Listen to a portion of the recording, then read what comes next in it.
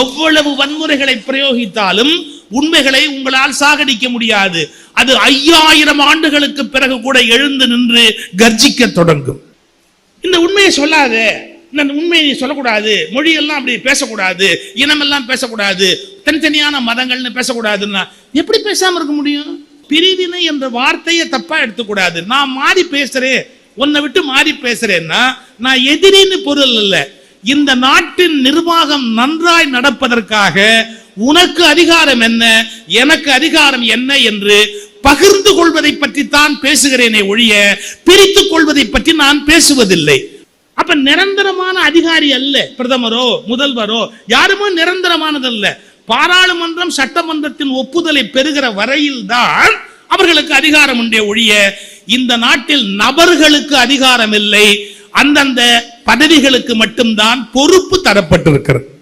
எவ்வளவுதான் நீங்க சட்டம் எழுதினாலும் அதை நிறைவேற்ற மனுஷன் மனசுக்குள்ள கல்மிஷம் இருந்தா அதை காப்பாற்ற முடியாது.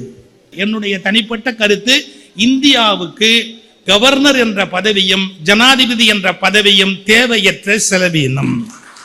சோ பிலாசபி நிறைய இருக்கு, ஐடியா ஐடல் அதாவது சிலை அது வெவ்வேறு இருக்கு, வடிவம் நிறைய இருக்கு. அப்ப சிம்பிள் என்ன, நம்ம 7-8 பேர் ஒன்னா இருந்தோம், சண்டை கிண்ட போடாம நம்ம இருக்கணும்னா ஒரே வழி, லெட் அஸ் மெர்ஜ் டுகெதர். நம்ம இணைஞ்சுக்குவோம், அட்ஜஸ்ட் பண்ணிக்குவோம், கொஞ்சம் முன்ன பின்ன இருந்தாலும் பரவாயில்லை, நம்ம ஒன்னா இருந்துக்குவோம் அப்படின்னு பல்வேறு மதங்களை இணைத்து கொண்டது இந்து மதம். இந்த உண்மையை சொல்றதுல என்ன வருத்தம் இருக்குது? ஒரு பழமொழி தமிழ்ல உண்டு, நான் மழைக்கு கூட பள்ளிக்கூடத்தில் ஒதுங்க மாட்டேன்னு சொல்லுவாங்க. இப்போ மழைக்காக ஒதுங்கி இருக்கிறீங்களா, இல்லை மழை முடிகிற வரைக்கும் போக முடியலேங்கிறதுக்காக உட்கார்ந்துருக்கிறீங்களா? எதுவாக இருந்தாலும் எனக்கு தெரியல. இந்த மழையிலையும் இங்கே இருக்கிற உங்களுடைய திருவடிகளுக்கு என்னுடைய வணக்கங்கள். வேற எப்படி சொல்றது? ரொம்ப உண்மைகளை பட்டவர்த்தனமாக ரொம்ப தெளிவாக ஐயா தமிழ்ச்செல்வன் அவர்கள் இங்கே தோல் உரித்து காட்டினார்கள். மனித குலம் கொஞ்சம் கற்பனை, கொஞ்சம் பொய், இன்னும் கொஞ்சம் சொல்ல போனா அது நம்பிக்கொண்டு இருக்கிற ஒரு விதமான பழைய நம்பிக்கைகள், அதுல இருந்து வெளியே வருவதற்கு மனித குலம் விரும்பாது. எந்த விஷயத்தையுமே கொஞ்சம் மிகைப்படுத்தி சொல்லுவது என்பது மனிதர்களுடைய இயல்பு. வீட்டில் ஒரு சின்னதா கொஞ்சம் பூரானுக்கு கொஞ்சம் பெருசு, அது மாதிரி ஒரு பாம்பு போச்சு, அதை அடிச்சான். அவன் சம்சாரம் பக்கத்து வீட்டுல போய் சொன்னா 5 அடிக்கு ஒரு பாம்பு எங்க வீட்டுக்காரர் அடிச்சாருன்னா. அந்த அம்மா தெருவில் எல்லாரையும் பார்த்து அவங்க வீட்டுக்காரர் 15 அடிக்கு ஒரு பாம்பு போச்சான் அப்படின்னு அவர் ஆரம்பிச்சார். 15 அடி அப்படின்னு. ஏன்னா சொல்றவங்க அந்தஸ்துக்கு ஏற்ற மாதிரி கூட்டிக்கணும். சொல்றவங்களுக்கு ஒரு அந்தஸ்து இருக்கு, நம்ம அந்தஸ்துக்கு பூரான்னு சொல்ல முடியாது இல்லை. அதனால அது பாம்பு ஆக்கணும், 5 அடி ஆக்கணும், அது 10 அடி ஆக்கணும், அவங்கவுங்க அந்தஸ்துக்கு. கடைசியில் அது என்ன ஆகி போச்சு, அனகோண்டாவா மாறிடுச்சு. அப்படி சுத்தி அனகோண்டாவே ஆயிப்போச்சு. இது அந்த ஊருக்கு ஒரு புதுசா ஒரு துறவி வந்தாரு. அந்த துறவிகிட்ட ரொம்ப பெருமையா சொன்னாங்க, அது மாதிரி அந்த வீட்டுல ஒரு பெரிய மனுஷன் இருக்காரு, அவரு இது மாதிரி 550 அடிக்கு ஒரு பாம்பு அடிச்சாருன்னா. அவர் பயந்தே போயிட்டார். இவ்வளவு பெரிய மனுஷன் இருக்க ஊர்ல நம்ம என்ன பண்றதுன்னு அவன் வீட்டுக்கு கேட்டாரு, ஏப்பா நீ 550 அடி பாம்பு அடிச்சியான்னு கேட்டாரு. அவன் ஆமாம்னு சொல்லல, இல்லைன்னு சொல்லல. அனாவசியமா ஒரு பெருமையை இழக்க கூடாது. சும்மா அமைதியா இருந்து ஒரு விருது வருது, அதை ஏன் கெடுத்துக்குவானே அப்படின்ட்டு பேசாம நின்னா. அவருக்கு அவநம்பிக்கையினால மனைவியை கேட்கிறாரு, ஏமா இவர் 550 அடி பாம்பு அடிச்சாரான்னு. அந்த அம்மாக்கு இப்ப ரொம்ப சந்தோஷம், இவர் அவ்வளவு பெரிய ஆள் ஆயிட்டார் போல் இருக்குது, இதை நாமளும் கெடுக்க வேண்டாம் அப்படின்னு அந்த அம்மா சும்மா இருந்தது. அந்த வீட்டுல இருந்த சின்ன குழந்தை அதை பார்த்து கேட்டாரு, ஏன்னா உங்க அப்பா 550 அடி பாம்பு அடிச்சாரா அப்படின்னு. அந்த பையன் ஒரே ஒரு கேள்வி கேட்டான், செத்த பாம்பு வளருமா ஐயா? இந்த உலகத்துல செத்த பாம்பு எங்கேயாவது வளருமா ஐயா? நான் இதான் ஃபர்ஸ்ட் டைமா கேள்விப்படுறேன்னா. ஏன்? அது 2 அடி, அது செத்தது எப்படி 550 அடி ஆச்சுன்னா, இதை தெரிஞ்சுக்கணும்னா நீங்க இந்தியாவில் பிறந்து வளரணும். ஏதோ இத்தனோண்டு நடந்ததை நம்மால் ஊதி ஊதி ஊதி பெரிய விஷயமாக்கி அதுக்கே கோயில் கட்டி அதுல 10 பேர் வசூல் பார்த்து அதை சில பேர் எம்எல்ஏ எம்பி வரைக்கும் மேல போய் என்னென்ன பண்ண முடியுமோ அத்தனை அழிச்சாட்டியமும் பண்ணுவோம். இத்தினோண்டு விஷயம் ஒண்ணுமே கிடையாது. அது ஊதுனா அவ்வளவுதான். இது எதனால வருகிறதுனா மனித மனத்துக்கு ஒரு பலவீனம் உண்டு. கொஞ்சம் எக்ஸாஜரேட் பண்ணலைன்னா நல்லா இருக்காது. எக்ஸாஜரேஷன் அப்படிங்கிறது மிகைப்படுத்துதல், தவிர்க்க முடியாது. இப்ப பாருங்களேன், நம்ம ஒரு வீட்டுல சாப்பிடுறோம், சாப்பாடு எப்படின்னா பிரமாதம், நீங்க மிகைப்படுத்தலைன்னா அவங்க வருத்தப்படுவாங்க, அடுத்த வேலைக்கு வந்தா போட மாட்டாங்க. ஒரு 7-8 சிக்கல் இருக்குது அனாவசியமா. அதை விட என்னன்னா, கூட்டிட்டு வந்த புருஷனை திட்டுவாங்க. ஒரு ஆளை கொண்டாந்து நிறுத்தினிய ஒரு வரி கூட நல்லா இருக்குன்னு சொல்லாம தின்னுபிட்டு எருமாடு மாதிரி புறம்பாரு அப்படிம்பாங்க. ஸோ நம்ம என்ன பண்ணுவோம், இப்போ நல்லா இருந்ததுங்க, இது வரைக்கும் நான் சாப்பிட்ட சாப்பாட்டுல இது மாதிரி ஒரு சாப்பாடு சாப்பிட்டது இல்லை, கொஞ்சம் புழுகுவோம். கொஞ்சம் புழுகலைன்னா நம்ம வாழ்க்கையை நடத்த முடியாது. ஆனா நம்ம எவ்வளவு தூரத்துக்கு மேல போறோம் அப்படின்னா, கொஞ்சம் மிகை பொய் அப்படியே மேல மேல மேல போறோம். நான் இதை குறை சொல்லல, இலக்கியமே அப்பதான் உருவாகும். கவிதைக்கு பொய் அழகுன்னு பாடலையா? கொஞ்சம் பொய் சேர்க்கறது தான் கவிதைக்கு அழகா இருக்கும், வேற வழியே கிடையாது. நீங்களாம் நல்ல பூத்துக்கிட்டு வரணும்னா ஆப்ப சோடா கொஞ்சம் சேர்த்துக்கிற மாதிரி.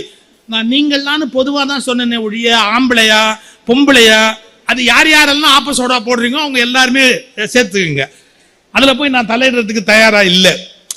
அது கொஞ்சம் போட்டா பூத்துக்கிட்டு வரும் பார்த்தீங்களா, அது மாதிரி கொஞ்சம் ஆப்ப சோடா போடணும் கவிதையில. இப்ப வீட்டுல குழந்தை அழுது அம்மா தாலாட்டு பாடுற போது என்ன பாடுவாங்க, குழந்தை அழுத கண்ணீர் ஆராய் பெருகி வர. இதை விட அந்த புழுகு ஆகாச புழுகு இருக்குதா? எங்கேயாவது ஆறு வருமா? வந்தா காவிரி தகராறே நமக்கு வராது. 2 குழந்தைய கிள்ளி விட்டா போறோம், அது பாட்டுக்கு ஆறா பெருகி வரும். நமக்கும் கர்நாடகாவுக்கும் தகராறே கிடையாது. ஒரு 8 பிள்ளைங்களை ஒன்னா வச்சு கிள்ளினா கதை முடிஞ்சு போச்சு இல்லையா? அது உண்மை இல்லை. அந்த தாயினுடைய மனம், அந்த குழந்தை அழுதது பெருசா தெரியுது, எக்ஸாஜரேஷன். குழந்தை அழுத கண்ணீர் ஆராய் பெருகி வர, அதில் யானை குளித்தேற, குதிரை குளித்தேற, வழிப்போக்கர் வாய் கழுவ. இதெல்லாம் தான் மிகைப்படுத்துதல். மிகைப்படுத்துவதை கூட சகிச்சுக்கலாம். ஆனா அதுக்கு அடுத்த ஸ்டேஜ் அவர் சொல்றது என்ன தெரியுங்களா? பொய்களை நியாயப்படுத்துதல். இந்த வித்தியாசத்தை நீங்க புரிஞ்சுக்கணும். பொய்களை நியாயப்படுத்துதல், இது எந்த வகையில நியாயத்தோட சேர்த்து ஒரு பொய்யை நியாயப்படுத்தி கொண்டே போலாமா? ஒரு சின்ன உண்மைங்க, நம்ம தெரிஞ்சிருக்கிற எல்லாருக்கும் தெரிஞ்சிருக்கிற ஒரு உண்மைங்க. என்ன? நாம் அனைவரும் இன்றைக்கு இந்தியாவில் பின்பற்றி கொண்டிருக்கிற இந்து மதம் என்பது பல மதங்களுடைய கூட்டமைப்பு. இவ்வளவுதான் ஒரு சிம்பிள் உண்மை. எப்படி 7-8 கடவுள் இருக்க முடியும்? சிவன் ஒரு முழுமுதற் கடவுள் சைவத்தில் இருக்குது, திருமால் அப்படின்னு ஒரு முழுமுதற் கடவுள் வைணவத்தில் இருக்குது, அன்னை காளி கொற்றவை அப்படின்னு ஒரு பெண்ணை வணங்குகின்ற வழிபாடு சக்தி வழிபாட்டில் இருக்குது. ஒரு எளிய விஷயம், அது ஒரு முழுமுதற் பொருள்னு, அது கூட சாமி வடிவத்தை மாத்திரலாம். பிலாசபி அத்வைதம், துவைதம், விசிஷ்டாத்வைதம், சைவ சித்தாந்தம், எப்படி இவ்வளவு பிலாசாபிக்கல் பிரான்சஸ் உண்டாக முடியும்? பிலாசபில எப்படி கிளாசிபிகேஷன் உள்ள வந்தது? ஒரு மதத்துக்கு ஒரு தத்துவம் தானே சார் இருக்க முடியும். அத்வைதம்னா அதோடு நின்று போட வேண்டியது தானே. அதுல எப்படி விசிஷ்டாத்வைதம் வர முடியும்? அதுல சைவ சித்தாந்தம் எப்படி வர முடியும்? சோ பிலாசபி நிறைய இருக்கு. ஐடியா, ஐடல் அதாவது சிலை, அது வெவ்வேறு இருக்கு, வடிவம் நிறைய இருக்கு. அப்ப சிம்பிள் என்ன, நம்ம 7-8 பேர் ஒன்னா இருந்தோம், சண்டை கிண்ட போடாம நம்ம இருக்கணும்னா ஒரே வழி, லெட் அஸ் மெர்ஜ் டுகெதர். நம்ம இணைஞ்சுக்குவோம், அட்ஜஸ்ட் பண்ணிக்குவோம், கொஞ்சம் முன்ன பின்ன இருந்தாலும் பரவாயில்லை, நம்ம ஒன்னா இருந்துக்குவோம் அப்படின்னு பல்வேறு மதங்களை இணைத்து கொண்டது இந்து மதம். இந்த உண்மையை சொல்றதுல என்ன வருத்தம் இருக்குது? இந்த உண்மையை நம்ம எப்படி கொண்டு போறோம்னு கேட்டீங்கன்னா, அதை ஒரே மதமா ஆக்குவேன் அப்படின்னு பிடிவாதம் பிடிச்சு அவனை நசுக்கி இவனை நசுக்கி இவனை புழிஞ்சு அவனை புழிஞ்சு பயன் இல்லை. இன்னைக்கு சொல்றேன் பாருங்க, எவ்வளவு வன்முறைகளை பிரயோகித்தாலும் உண்மையை உங்களால் சாகடிக்க முடியாது. எவ்வளவு வன்முறைகளை பிரயோகித்தாலும் உண்மைகளை உங்களால் சாகடிக்க முடியாது. அது 5000 ஆண்டுகளுக்கு பிறகு கூட எழுந்து நின்று கர்ஜிக்க தொடங்கும். எப்படி நீங்க உண்மையை அழிச்சிட முடியும் இந்த உலகத்திலிருந்து? It is an affiliation. எல்லாத்தையும் இணைக்கப்பட்டது. எப்ப நீ சிவனை வச்சிருக்கியா வச்சுக்க, எதுக்கு பெருமாள் வச்சிருக்கிற திட்டுற? ஒண்ணு பண்ணலாம். என்ன, மதுரையில ஒரு கல்யாணம் பண்ணிட்டா சரியா போச்சு, மீனாட்சி கல்யாணம்னு ஒரு கல்யாணம் பண்ணி கூட்டிட்டு வாப்பா. பெருமாளும் அங்கேருந்து வந்தாரு, சிவபெருமான் கல்யாணம் பண்ணாரு, மீனாட்சி சிவபெருமானுக்கு திருமாலுக்கு தங்கச்சி அப்படின்னு ஒரு ஒருமைப்பாட்டை உண்டு பண்றோம். சோ என்ன புரிஞ்சுக்கணும், பலவிதமான மதங்களுடைய ஒருங்கிணைப்பாக ஒரு மதம் உருவாயிற்று அப்படிங்கறது ஒரு சிம்பிள் ட்ரூத். அதை நம்ம அப்படியே சொல்ல முடியாது. நாங்க சொல்ற மாதிரி திருப்பி சொல்லுன்னு ஆரம்பிச்சா ஒரு உண்மையை கூட பேசக்கூடாது அந்த நாட்டில். இதோட அடுத்த நீட்சி எங்க வருது அப்படின்னு கேட்டீங்கன்னா, பல்வேறு நாடுகளுடைய ஒருங்கிணைப்பு தான் இந்தியா என்ற நாடு. பல நாடுகள் ஒன்றாச்சு. நீங்க ஆதி காலத்திலேருந்து கேளுங்க, 56 தேசத்து அரசர்களும் 56 தேசத்து அரசர்களும் அப்படின்னு சொல்லிட்டு இருந்தோம். காந்தகார் உட்பட, காந்தார தேசம் உட்பட நம்ம எல்லாத்தையும் சேர்த்து இணைச்சு சொல்லிக்கிட்டு இருந்தோம். 56 தேசத்து ராஜாக்கள், 56 தேசத்து ராஜாக்கள் அப்படின்னு. அப்புறம் என்னாச்சு, ஒரு நெசசிட்டி நமக்கு ஏற்பட்டது. ஆங்கிலேயர்கள், முகலாயர்கள் அவங்களுடைய வரவுக்கு பிறகெல்லாம் இந்த நாட்டை கட்டமைக்கிற போது நம்ம என்ன பண்ண வேண்டியிருந்தது, நம்ம எல்லாருமா சேர்ந்து ஒரு நாட்டை உருவாக்கிக்கலாம், நம்ம ஒத்துமையா இருக்கலாம், நம்ம ஏன் சண்டை போடணும், நமக்குள்ள பலவீனமா இருந்தா இன்னொருத்தன் வந்துருவான் அப்படின்னு. நான் தமிழ் பேசுறேன்பா, நான் கன்னடம் பேசுறேன்பா, நான் மலையாளம் பேசுறேன்பா, நான் ராஜஸ்தானி பேசுறேன், மராட்டி பேசுறேன், எது வேணாலும் பேசலாம்பா, நம்ம என்ன வேணாலும் சாப்பிடலாம்பா. ஒருத்தன் கோதுமை சாப்பிடுவான், ஒருத்தன் அரிசி சாப்பிடுவான், ஒருத்தன் கேழ்வரகு சாப்பிடுவான், ஒருத்தன் தலப்பா மேலே கட்டிக்குவான், ஒருத்தன் வந்து இடுப்புல கட்டிக்குவான், என்னமோ ட்ரெஸ் பண்ணுவோம், விதவிதமா உடுத்துவோம், விதவிதமா பேசுவோம், விதவிதமா இருப்போம். ஆனா நம்ம எல்லாரும் ஒன்னா சேர்ந்து ஒரு நாடா இருக்கலாம் அப்படிங்கிறது ஒரு நல்ல பண்பாட்டினுடைய முடிவு. இப்ப எல்லாரும் இணைஞ்சு ஒரு நாடா ஆயிருக்கிறோம் அப்படிங்கிற அந்த கருத்தை மனசுல வாங்கிட்டா சண்டை போட மாட்டோம். ஏன்னா நம்ம ஏற்கனவே தனித்தனியா இருந்தோம், சேர்ந்திருக்கிறோம். தனியா இருப்பது பலம் அல்ல, பலவீனம் என்று தெரிந்து கொண்டு சேர்ந்திருக்கிறோம் அப்படிங்கிறது ஒரு உண்மை. இந்த உண்மையை சொல்லாத, இந்த உண்மையை நீ சொல்லக்கூடாது, மொழியெல்லாம் அப்படி பேசக்கூடாது, இனமெல்லாம் பேசக்கூடாது, தனித்தனியான மதங்கள்னு பேசக்கூடாதுன்னா எப்படி பேசாம இருக்க முடியும்? சார், எங்க பெரியப்பம்பையனாவே இருக்கலாம், என் சொத்துல ஒரு 5 ஏக்கர் ஆட்டையை போட்ட சும்மா இருப்பேனா?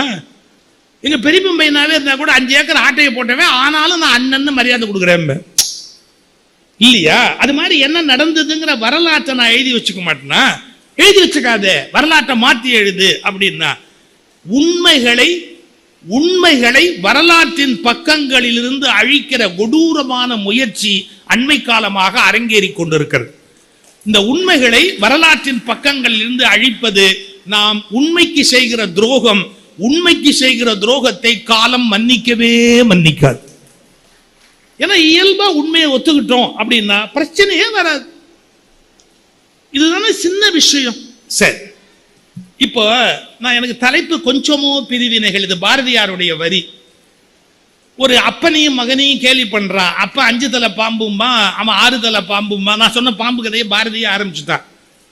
இப்படி சொல்லி இவங்களுக்குள்ள பிரிவினைகள் எல்லாம் சகிக்க முடியலடா அப்படின்னு பாரதி பாடுறான். கொஞ்சமோ பிரிவினைகள், இந்த மனிதர்களுக்குள்ள பிரிவினைகள் கொஞ்சம் நஞ்சமா அப்படின்னு பாட்டுல கேட்கிறான். வசனத்துல என்ன எழுதுறான் ஒரு இடத்துல பாரதி, இந்த 4 வர்ணம்னு பிரிச்சிருக்காங்க பாருங்க. அவரு அதை சொன்னாரு, மேல் வர்ணம் 1 2 3 4ன்னு. அத ஒரு யானைய ஒரு யானைப்பாகன் பேசுறதா பாரதி வச்சுட்டு, இவனுக்கு கொஞ்சமாவது அறிவு இருக்கா, யானையில சூத்திர யானைன்னு ஒண்ணு இருக்குன்னு பேசுறானேன்னு பாரதி கோவப்படுறார். யானையில சூத்திர யானை, யானையில சத்திரிய யானைன்னு பேசுறான், இவனுக்கு அறிவு இருக்கா அப்படின்னு பாரதி வசனத்துல ஒரு இடத்துல கேள்வி கேட்கிறார். அப்ப இந்த மனிதர்கள் எதனாலையோ பிரிச்சு பிரிச்சு பிரிச்சு பிரிச்சு பார்த்து சமூகம் பலவீனம் அடைகிறது, சமூகம் நாறுகிறது, சமூகம் பகைகளால் வெட்டி சாய்கிறது, சமூகம் நாகரிகமற்ற சமுதாயமாக பிறரால் காரி துப்பப்படுகிறது. சார், இன்னும் ஒரு நாட்டில், இவ்வளவு வளர்ந்த நாட்டில் ஒரு கோயிலுக்குள்ள ஒருத்தர் சாமி கும்பிடுறதுக்கு போக முடியாதுன்னு ஒருத்தன் அடாவடித்தனமா சாதிச்சான்னா வெளியில இருக்கிற மற்றவன் இந்தியாவை பார்த்து காரி துப்ப மாட்டானா? என்னடா நாடு வச்சிருக்கிறீங்க நீங்க? ஒருத்தன் கோயிலுக்கு போய் சாமி கும்பிடுறனா கூட உள்ள விட மாட்டேங்கிறீங்களே, என்னடா நியாயம் இது? கேட்க மாட்டானா?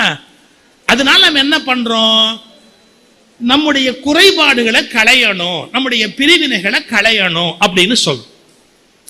இப்போ நீங்க ஒன்ன புரிஞ்சுக்கணும், பிரிவு என்பது வேறு, நல்ல கவனிக்கணும். பிரிவு என்பது வேறு, பிளவு என்பது வேறு, பகிர்வு என்பது வேறு.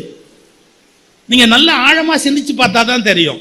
பிளவு என்பது வேறு, பிரிவு என்பது வேறு, பகிர்வு என்பது வேறு. இது மூணையும் கன்ஃபியூஸ் பண்ணிக்க கூடாது, ரொம்ப முக்கியமான விஷயம். பாருங்களேன்,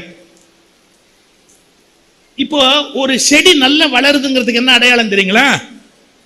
அந்த செடி வந்து ஒரு 2 கிளை 3 கிளை 4 கிளைய அது அப்படி தன்னை அப்படியே பிளந்து கொண்டே போனாதான் அது ஒரு வகையான வளர்ச்சிக்கு அடையாளம்.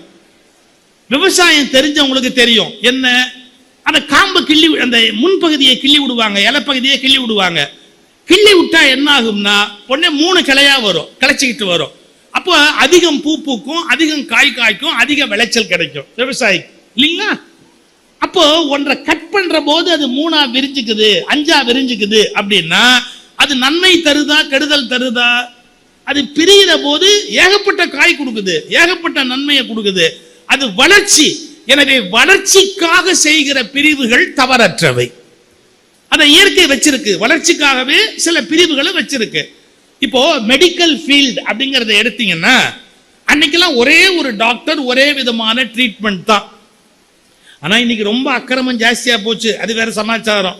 இப்ப நீங்க போய் சொன்னீங்கன்னா டாக்டர் கை வலிக்குதுன்னா அறிவில்லாம பேசுறியப்பா, இடது கையா வலது கையான்னு விவரமா சொல்ல மாட்டியா நீ? ஏன்? நான் இடது கை ஸ்பெஷலிஸ்ட், அவர் வலது கை ஸ்பெஷலிஸ்ட். டாக்டர் நான் வலது கை, நான் இடது கை ஸ்பெஷலிஸ்டுக்கு லெட்டர் தரேன், நீ அவரை போய் பாரு. ஆனா நான் லெட்டர் கொடுக்கறதுக்கு 1000 ரூபாய் கொடுத்துட்டு போயிடு, வெறும் லெட்டர் கொடுக்கறதுக்கு 1000 ரூபாய் கொடுத்துட்டு போயிடு. கொண்டு போய் இடது கை ஸ்பெஷலிஸ்ட் நீங்க போனீங்கன்னா அவர் கேட்பார், இப்படி பொறுப்பு இல்லாம பேசினா நான் என்ன பண்ண முடியாது? கையில 5 விரல் இருக்குது இல்ல, 5 விரல்ல எந்த விரல்ல வலிக்குதுன்னு சொன்னாதானே நான் ட்ரீட் பண்ண முடியும். ஏன்னா நான் ஒரு விரலுக்கு தான் நான் பார்ப்பனே ஒழிய மற்ற 4 விரலுக்கு நான் பார்க்கறது இல்லை. இப்போ ஸ்பெஷலைசேஷன் அப்படி போயிருச்சு மெடிக்கல் ஃபீல்ட்ல, அது பாட்டுக்கு கிடைச்சிக்கிட்டே போகுது. நான் இதை நியாயப்படுத்துறேன்னு நினைக்காதீங்க. ஆனா அப்போ ஒரு ஆஸ்பத்திரி, ஒரு டாக்டர்னா ஒரு MBBS அதோட நின்று போயிடும். இப்ப கண்ணுக்கு நுட்பமா பார்க்க வேண்டியிருக்கு. கண்ணுல உங்களுக்கு லென்ஸ் உள்ள வைக்கிறதுனா அது ஒரு டைப் ஆஃப் ஆபரேஷன். உள்ளுக்குள்ள நரம்புகள்ல கை வைக்கிறதா இருந்தா அது ஒரு டைப் ஆஃப் ஆபரேஷன். மூளைக்கு உள்ளேயே ஒரு குழாயை உள்ள விட்டு அதுல போய் அடைப்பு ஏதாவது இருந்தா எடுத்துப்பாரு அப்படின்னு அதுக்கு ஒரு ஆபரேஷன். ஹார்ட்ல ஒரு குழாயை உள்ள விட்டு பிளம்பிங் வேலையை காஸ்ட்லியா பாக்குறது. பிளம்பர் வேலையவே காஸ்ட்லியா, பிளம்பர் 10 ரூபாய் 100 ரூபாயில போவாரு, இவர் 5 லட்சம் 10 லட்சம் ரூபாய் வாங்குவார். அதான் ஒரே ஒரு வித்தியாசம். அப்படி அந்த அந்த அந்த பிளம்பிங் உள்ள பார்த்தா அதுக்கு ஒரு ஸ்டென்ட் வச்சா அது ஒரு டைப் ஆஃப் ஸ்பெஷலிஸ்ட். இந்த வளர்ச்சி சரிங்கிறீங்களா தப்புன்றீங்களா? மெடிக்கல் ஃபீல்டோட growth அது இன்எவிட்டபிள், தவிர்க்க முடியாதது. அது ஒரு வகை வளர்ச்சி. நான் சின்ன பையனா இருந்த போது இருந்திருப்பல, எப்படியா சின்ன பையனா எல்லாமே இருந்திருப்போம் லைஃப்ல. இருந்தப்ப எங்க ஊர்ல ஒரு டாக்டர் இருக்காரு, அவரு நார்த் இந்தியன், 12 பைசா தான் வாங்குவாரு. அப்போ நாங்க ஸ்கூல் படிக்கிற காலத்துல நாங்க அவற்றை அடிக்கடி போய் பார்ப்போம். எதுக்குன்னு கேட்டீங்கன்னா எத்தனை நாள் லீவு வேணும் அப்படின்னு கேட்பார். பசங்க போனாலே அவர் என்ன நோயெல்லாம் கேட்க மாட்டார், உனக்கு எத்தனை நாள் லீவு வேணும் அப்படிம்பார். நாங்க உடனே 3 நாள் அப்படிம்போம். 1 வாரம் தர்றேன் அப்படின்னு, உடம்பு சரியில்லை 1 வாரம் இவனுக்கு லீவு வேணும்னு எழுதி கொடுப்பார். எவ்வளவு நல்ல டாக்டர் பாருங்க அவரு. அதனால நாங்க அவர்கிட்ட தான் போவோம். அவர்கிட்ட நாங்க போய் உட்கார்ந்துருக்கும் போது ஒரு தடவை குய்யோ முறையோன்னு அடிச்சு அழுதுகிட்டு ஒரு அம்மா ஓடியாருந்தது, இங்கே தபதபான ஓடியாரு. என்னமோ நடந்து போச்சுன்னு அவர் ரூம்ல இருந்து வெளியே ஓடியாராரு. என்னம்மா ஏன் கத்துறீங்க? அவர் வெளியே ஓடியாராரு இங்க இருந்து. ஐயா மாறி போச்சியா, ஐயா மாறி போச்சு. என்ன மாறி போச்சு? இந்த அம்மா பேரு பழனி அம்மாள். பொன்னியம்மாள்ங்கிற பிரிஸ்கிரிப்ஷனுக்கு மருந்து கொடுத்துட்டாங்க. இவரு கம்பவுண்டர் கொண்டு போய் கொடுத்த உடனே இந்த பழனி அம்மாளுக்கு பதிலாக பொன்னியம்மாள் பிரிஸ்கிரிப்ஷனையும் மருந்தையும் அந்த அம்மாட்ட கொடுத்துட்டார் அவரு. அது மாறி போயிருக்கு, அந்த அம்மா சாப்பிட்டுடுச்சு. அது என்னமோ ஆயிடுவோமோன்னு பயந்துக்கிட்டு ஓடியாரு. மாறி போச்சுங்கோ, மருந்து மாறி போச்சுங்கோ, மருந்து சீட்டை மாறி போச்சுங்கோ. அவர் சொன்னார் பாருங்க ஒரு வார்த்தை, கவலைப்படாதீங்க நான் இப்ப மாத்தி கொடுக்குறேன் அப்படின்னு பேப்பரை வாங்கினாரு. இவரை பொன்னியம்மாள் அடிச்சுட்டு பழனியம்மாள்னு எழுதி கையில கொடுத்துட்டு போலாம் நீங்கோ. அவருக்கு பொன்னியம்மாளுக்கு ஒரே மருந்து தான், பழனியம்மாளுக்கு ஒரே மருந்து தான். இந்த கம்பவுண்டர் இவ்வளவு பெரிய ஜாடியில சேப்பு கரல்ல ஒண்ணு கலக்கி வச்சிருப்பான் ஒரு பக்கத்துல. அப்புறம் ஏதோ ஒரு மாத்திரையை பொடிச்சு நியூஸ் பேப்பர்ல மடிச்சு 3 பொட்டலம் வச்சிருப்பார். இது 2 தவிர ஒரு மருந்தே கொடுக்க மாட்டார். 12 பைசாக்கு வேற எவ்வளவு கொடுக்க முடியும் அவரால்? ஆனா அவர் ஒரு காலத்துல மருத்துவம்னு சொன்னார். இன்னைக்கு நம்ம அப்படி ஒரு மருத்துவர்கிட்ட போவோமா? கொஞ்சம் யோசிச்சு பாருங்க. செஸ்ட்னா அது ஒருத்தர் இருக்காரு, லங்ஸுக்கு ஒருத்தர் இருக்கிறாரு. அப்போ இதை நீங்க இந்த பிரிவுகள் வளர்ச்சின்னு சொல்வீங்களா? அதைத்தான் நான் வேற மாதிரி சொல்றேன். அந்த பிரிவுகள் பிளவுகளும் அல்ல, பிரிவுகளும் அல்ல, அவை பகிர்வுகள், பகிர்ந்து கொள்ளுதல். நான் இதை கவனிக்கிறேன், நீ அதை கவனி, நீ இதை கவனி. பகிர்வுகள் அற்ற ஒரு சமூக அமைப்பு உருவாகாது. இந்த விழா வெற்றியா நடக்கணும்னா மாவட்ட ஆட்சித்தலைவர் என்னென்ன பண்ணியிருப்பாரு யோசிச்சு பாருங்க. ஒவ்வொருத்தட்ட ஒரு பொறுப்பு கொடுத்திருப்பாரு. இந்த ஸ்டேஜ் இப்படி இருக்கணும், மைக் இப்படி இருக்கணும். வரவேற்பு நன்றி ஒரு சொல்லணும்னா நல்ல தமிழ் தெரிஞ்ச நல்ல ஒரு நபர்கிட்ட ஒப்படைக்கணும். இதை நீங்க பாருங்க. வெளியிலேருந்து வர்றவங்களுக்கு யார் வரவேற்கிறது, யார் வழி அனுப்புறது, பத்திரிகைக்காரங்களை யார் கவனிக்கணும், உட்கார்றவங்க எப்படி உட்காரணும், புத்தக கம்பெனிக்காரங்க யார் யார் வருவாங்க, கரண்ட் பிரேக் ஆனா என்ன பண்றது, தூய்மையா வச்சுக்கிறதுக்கு என்ன பண்றது, ஒவ்வொருத்தருக்கும் ஒரு அலோகேட் பண்ணிருப்பார். பிரிச்சு பிரிச்சு பிரிச்சு பிரிச்சு வேலைகளை கொடுத்திருப்பார். இதை நீங்க தவறுன்னு சொல்லுவீங்களா? 100க்கு 100 வெற்றிகரமா ஒரு காரியத்தை நடத்தணும்னா பிரித்து கொடுக்கிறது, ஒரு வேலையை பகிர்ந்து கொடுக்கிறது அப்படிங்கறத தவிர்க்க முடியுமா? அதை நீங்க பிரிவினைகள்னு சொல்ல முடியுமா? என் கூட பேசுற சாந்தாமணின்னு ஒரு அம்மா பேசும்போது தான் சொல்லுவாங்க, மருமக கல்யாணம் ஆகி வந்த உடனே இந்த அம்மா ரொம்ப மெஜஸ்டிக்கா சொன்னாங்களாம், பாருமா ஒரு வீடுங்கிறது ஒரு நாடு மாதிரி, இது ஜன்னல் கம்பிகளுக்குள் நடக்கிற ஒரு அரசாங்கம், இதுல என்னென்ன இலாக்கா யார் யாருக்குன்னு பிரிச்சுக்கணும். உங்க மாமனார் இருக்கிறார்ல, ஆமா அவர் தான் நிதி அமைச்சர், அவரு நிதி அமைச்சர், நான் தான் காவல்துறை, யார் மாமியார், நான் தான் காவல்துறை. அப்புறம் என் பொண்ணு இருக்கிறாள்ல, ஆமா அவன் எப்படின்னு கேட்டீங்கன்னா மற்ற நிர்வாகங்கள் பிடபிள்யூடி மாதிரி பொதுப்பணித்துறை, மற்ற விஷயம்லாம் அவ கவனிச்சுக்குவா. இந்த மருமக மெதுவா கேட்டா, அத்தை என்னவா வச்சிருக்கிறீங்க அப்படின்னு கேட்டா, ஒன்றும் இல்லைம்மா வீடு பெருக்கி தொடச்சி துணியெல்லாம் சுகாதாரத்துறை இதெல்லாம் உனக்கு ஒப்படைச்சிருக்கிறோம், இதெல்லாம் நீ மறக்காம செய்யி அப்படின்னு இதான் உனக்கு பகிர்ந்து கொடுத்துருக்க. அவ சொன்னா, எதுக்குத்தே இவ்வளவு பெரிய பிரச்சனையெல்லாம் வேண்டாம், மாமா பெரிய ஆளு நீங்க பெரிய ஆளு, பேசாம நான் ஒண்ணு எதிர்கட்சி தலைவரா இருந்துக்கிறேன், அதுதான் என் சௌரியமா இருக்கும்னு நான் நினைக்கிறேன், எனக்கு இதெல்லாம் கொடுக்காதீங்க அப்படின்னு. சார், யாரோ ஒரு வீட்டுல ஒரு ஃபங்க்ஷன் நடந்தா கூட வேலைகளை பகிர்ந்து கொடுக்கணுமா இல்லையா? அதிகாரத்தை பகிர்ந்து கொடுக்கணுமா இல்லையா? டெசிஷன் மேக்கிங் சார் இப்பவும் உண்டு. 20 லட்சம் ரூபாய் வரையில் டிசி கையெழுத்து போடலாம், 50 லட்சம் ரூபாய் வரையில் ஒரு விஷயத்தை முடிவெடுக்க வேண்டியிருந்தா யார் கையெழுத்து போடலாம்? ஜாயிண்ட் கமிஷனர் கையெழுத்து போடலாம். 1 கோடி ரூபாய்க்கு மேல ஒரு திட்டத்தில் கையெழுத்து போட வேண்டியிருந்தா அடிஷனல் கமிஷனர் கையெழுத்து போடலாம். அதுவே 5 கோடி ரூபாய்க்கு உரியதா இருந்ததுன்னா கமிஷனர் கையெழுத்து போடணும். அதுவே 15 கோடி ரூபாய்க்கு இருந்ததுன்னா அந்த சீஃப் செக்ரட்டரி, அந்த செக்ரட்டரி லெவல்ல இருக்கிறவங்க கையெழுத்து போடணும். இதெல்லாம் தவிர்க்க முடியுமா? In administration, classification is essential. Without classification, you cannot run an administration.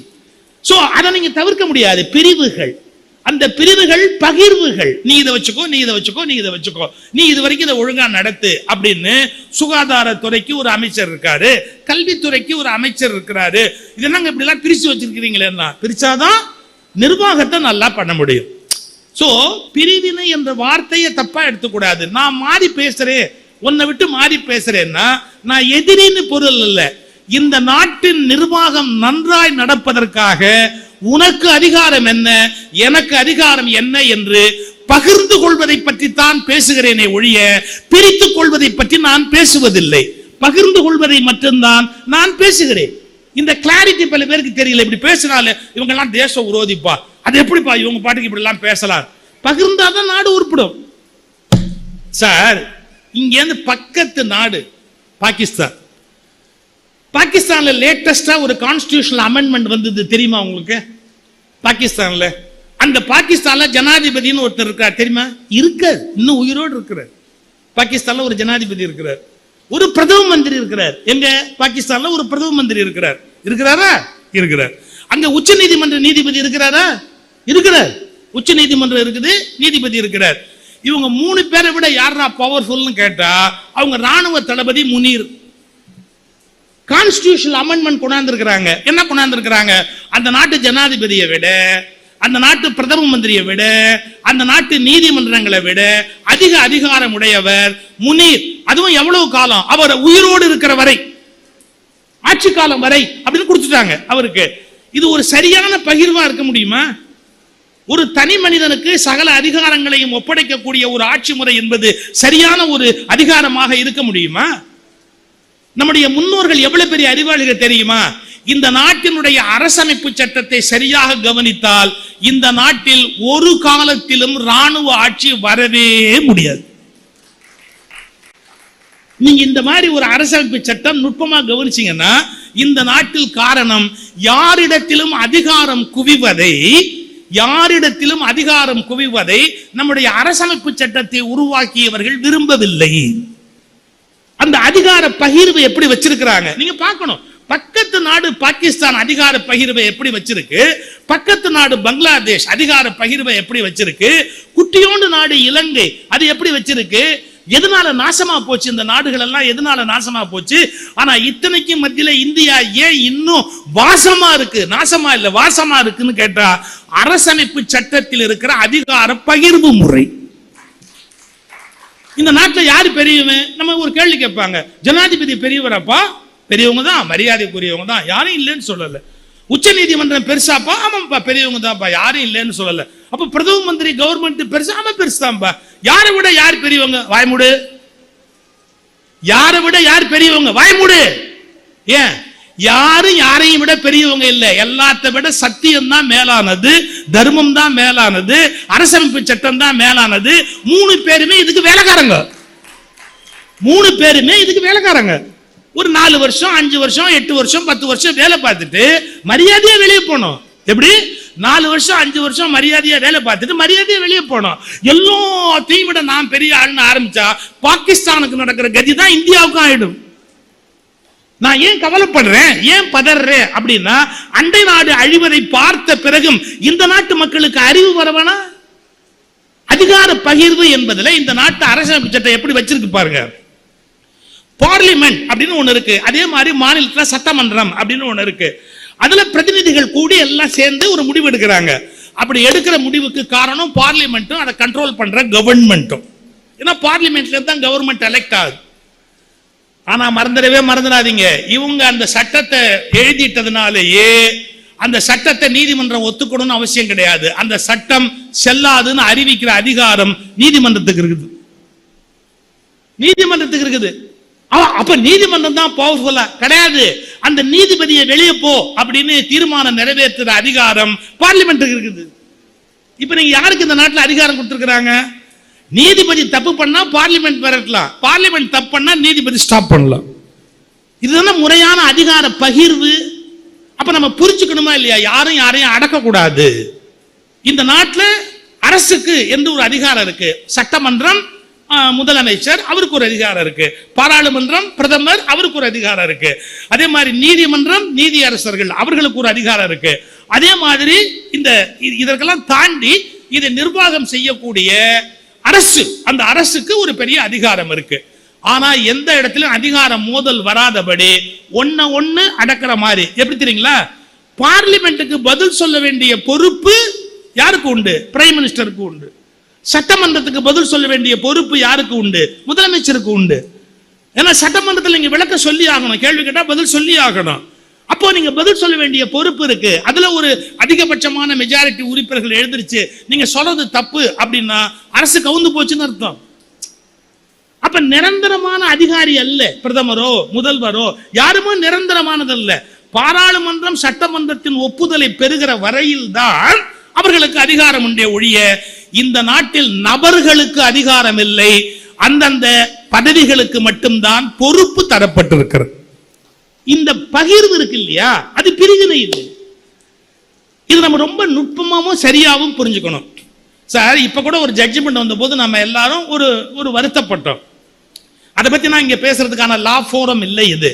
ஆனா ஒண்ணு சொல்றேன் பாத்தீங்களா, நாம டைம் ஃப்ரேம் அப்படிங்கிறது ஜனாதிபதிக்கும் கவர்னருக்கும் இதுக்கு முந்தின 2 பேர் பெஞ்சில் கொடுத்தாங்க. அதை இவங்க ஒத்துக்கல. எங்களுடைய அபிப்பிராயப்படி அப்படி டைம் ஃப்ரேம் நம்ம கொடுக்க முடியாது அப்படின்னாங்க. அதுல என்ன சிக்கல் இருக்குன்னு லா நல்லா படிச்சவங்களுக்கு தெரியும். கான்ஸ்டிடியூஷன்ல இல்லாத ஒரு விஷயத்தை நீதிமன்றம் ப்ரொனவுன்ஸ் பண்ண முடியாது. கான்ஸ்டிடியூஷன்ல இல்லாத ஒரு விஷயத்தை நீதிமன்றம் ப்ரொனவுன்ஸ் பண்ண முடியாது. இங்க ஒரு வேக்கூம், ஒரு காலி இடம் இருக்கு, இங்க நேரம் கெடு பிக்ஸ் பண்ணல, நேர கெடு பிக்ஸ் பண்ணுங்க அப்படின்னு சொல்றதுதான் ஒரு நீதிமன்றம் சொல்ல முடியுமே ஒழிய 10 நாள் 15 நாள் 20 நாள் அவங்க சொல்ல முடியாது. சோ அந்த சட்டத்தை அணுகுகிற போது கான்ஸ்டிடியூஷனை மையமா வச்சு ஒரு முடிவுக்கு வர்றாங்க. அதே நேரத்தில் இன்னொரு விஷயத்தை கிளியர் பண்றாங்க. there cannot be 2 drivers. ஒரு என்ஜினை ஓட்டுறதுக்கு 2 டிரைவர் இருக்க முடியாது. there cannot be 2 drivers. Chief minister தான் டிரைவரே ஒழிய கவர்னர் டிரைவர் இல்லை.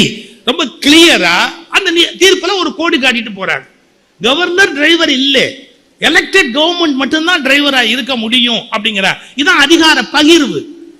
இவருடைய பொறுப்பு என்ன, அவருடைய பொறுப்பு என்ன? இப்ப நீங்க யோசிப்பீங்க, இது கொஞ்சம் வழவழா குழகுழான்னு இல்லையா அப்படின்னா, தர்மமே அப்படித்தான் இருக்கும், வழவழா குழகுழான்னு தான் இருக்கும். ஒரு சைடு எடுத்து பேச முடியாது. ஏன் பேச முடியாதுன்னா, ஒரு சைடு எப்பவுமே நியாயமா இருக்காது, ரெண்டு சைடையும் எடுத்து பார்த்து தான் ஒரு முடிவுக்கு வர வேண்டியிருக்கும்.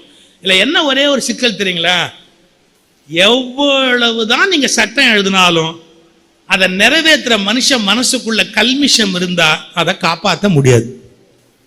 எத்தனை வேணாலும் அறங்களை கொண்டு வரலாம், ஆனா நிறைவேற்றுறவன் மனசுக்குள்ள கல்மிஷத்தோட இருந்தான்னா நீங்க எப்படி ஒரு தர்மத்தை நிலைநாட்ட முடியும்? அப்ப நிறைவேற்றுற மனுஷன் தூய்மை இருக்கணும். இன்னும் சரியா சொல்லட்டுமா, நம்முடைய அரசமைப்பு சட்டத்தை வடிவமைத்தவர்கள் இவ்வளவு மோசமானவர்கள் எல்லாம் உயர்ந்த பதவிகளுக்கு வருவார்கள் என்று அப்போது நினைத்து பார்க்கவில்லை. இதான் உண்மை. இதை சொல்றதுக்கு நான் கொஞ்சம் கூட வெட்கப்படவே இல்லை. நம்முடைய அரசமைப்பு சட்டத்தை உருவாக்கியவர்கள் இவ்வளவு மோசமானவர்கள் எல்லாம் இந்த இடங்களில் வந்து உட்காருவார்கள் என்று அவர்கள் கனவிலும் நினைக்கவில்லை. அதனால பெருந்தன்மையா விட்டுட்டு போயிட்டாங்க. என்ன பெருந்தன்மையா, ஒரு டேட்டுக்கிட்டலாம் போடல, 5 நிமிஷத்துக்குள்ள சொல்லு, 10 நிமிஷத்துக்குள்ள முடிவு சொல்லு, 30 நாளைக்குள்ள சொல்லுன்னு சொல்லல. அவங்க முடிவு எடுக்கிற அளவுக்கு கண்ணியமா இருப்பாங்கன்னு நம்புனாங்க. எடுக்காம நான் அழிச்சாட்டியம் பண்ணுவேன்னு யாராவது நம்புவாங்களா? அப்ப நம்முடைய அரசமைப்பு சட்டத்திலையும் தவறு இல்லை, அதை படித்த அதை அமைத்தவங்களுக்கும் தவறு இல்லை. கண்ணியமற்றவர்கள் உயர்ந்த பதவிகள் இருப்பதால் தான் மிக மிக மோசமான சிக்கல்கள் நாட்டில் ஏற்பட்டு கொண்டிருக்கின்றன. இதை மக்கள் தானே புரிஞ்சுக்கணும். எந்தெந்த இடத்துல என்னென்ன மாதிரியான அந்த வாக்கு சுத்தம், மனதுல ஒரு நேர்மை, நடுநிலை தவறாமல் நடக்க வேண்டிய கடப்பாடு உயர்ந்த பதவியில இருக்கிறவங்களுக்கு அது இருக்கணும். சார் பல பேர் நம்ப மாட்டாங்க, இந்திரா காந்தி காங்கிரஸ் பிரசிடென்டா மாறுறாங்க, ஜவஹர்லால் நேரு அப்ப பிரைம் மினிஸ்டரா இருக்கார், நம்புவீங்களா? ஒரு பீரியட் அந்த அம்மா ஒரு ஸ்டேட் கவர்மெண்ட் டிஸ்மிஸ் பண்ண சொல்றாங்க, நேரு முடியாதுன்னு பண்ண முடியாது அப்படிங்கிறார். காங்கிரஸ் கமிட்டி பிரசிடென்ட், காங்கிரஸோட முடிவு டிஸ்மிஸ் பண்ணணும், பண்ணக்கூடாது நேரு சொல்றார். ஏன்னா ஒரு மாநில அரசுக்குன்னு சில மரியாதை இருக்கு, அவங்க கொள்கைகளை வகுப்பாங்க, நமக்கு பிடிக்கலங்கிறதுக்காக நாம அதை டிஸ்மிஸ் பண்ணக்கூடாது அப்படின்னு. கொஞ்சம் யோசிச்சு பாருங்க, நேருவோட அணுகுமுறையில எவ்வளவு ஒரு கிளாரிட்டி இருந்தது. எல்லாரும் இன்னைக்கு நேருவை குறை சொல்றான், வாய்க்கழியே குறை சொல்லிக்கிட்டே இருக்கிறான். நேரு சொன்னார் தவறு, அவங்க மக்களால தேர்ந்தெடுக்கப்பட்டவங்க, அவங்கள நாம உடனே டிஸ்மிஸ் பண்ணக்கூடாது. டிஸ்மிஸ் பண்ணலாம்னு கான்ஸ்டிடியூஷன்ல ப்ரொவிஷன் இருக்கலாம், நாம அதை யூஸ் பண்ணக்கூடாது அப்படின்னு. இந்த இடம் தான் தகுதியான மனிதர்கள் மேலே உட்கார்ந்து இருக்கிற போது அவங்க என்ன பண்றாங்க, எவ்வளவு பலம் இந்த சட்டத்தில் கொடுக்கப்பட்டாலும் பயன்படுத்த மாட்டாங்க. சே அதை பயன்படுத்தக்கூடாது, இது கொஞ்சம் வாய்ப்பு கொடுப்போம், கொஞ்சம் வாய்ப்பு கொடுப்போம் அப்படின்னு வாய்ப்பு கொடுக்குறாங்க. இந்த நுட்பத்தை நம்ம புரிஞ்சுக்காம எல்லாமே அரசமைப்பு சட்டத்தில் எழுதியிருக்கணும்னா ஓரளவு தெளிவாக எழுதுனர். இது ஒரு பக்கம் இருந்தா கூட என்னுடைய தனிப்பட்ட கருத்துல எந்த மாற்றமும் இல்லை. என்னுடைய தனிப்பட்ட கருத்து, இந்தியாவுக்கு கவர்னர் என்ற பதவியும் ஜனாதிபதி என்ற பதவியும் தேவையற்ற செலவீனம். இந்திய அமைப்புக்கு கவர்னர் என்ற பதவியும் ஜனாதிபதி என்ற பதவியும் பல ஆயிரம் கோடி மக்கள் வரி பணத்தை வீணாக்குகிற ஒரு முறையற்ற செயல். அந்த என்னுடைய அபிப்பிராயத்தை நான் மாத்திக்க தயாராகவே இல்லை. நபர்களுக்காக நான் இதை சொல்லல, நான் அந்த கான்செப்டை வச்சு சொல்றேன். பிரிட்டிஷ்காரர்கள் ஆண்ட போது நமக்கு கவர்னர்கள் இருந்ததில் நியாயம் இருந்தது. நம்மை வேவு பார்ப்பதற்காக அவர்கள் கவர்னர்களை வைத்தார்கள். ஆனால் ஜனநாயக நாட்டில் நம்மை வேவு பார்ப்பதற்கு இன்னொருவன் வேண்டியது இல்லை. நாம் சுதந்திர மனிதர்கள். இன்னும் கவர்னர் என்ற பதவி நீடிப்பது என்பதே நம்முடைய அவமானத்தின் அடையாளம். ஒரே வார்த்தை, அந்த பதவி நீடிப்பது அவமானத்தின் அடையாளம். நான் தனி மனிதர்களை விமர்சிக்கவில்லை, அந்த பதவியே பெரும் சுமை, தேவையற்ற ஒன்று. நம்முடைய ஜனாதிபதி பொறுத்தா ஒரு பிளேன் எவ்வளவு பாதுகாப்பு தெரியுங்களா?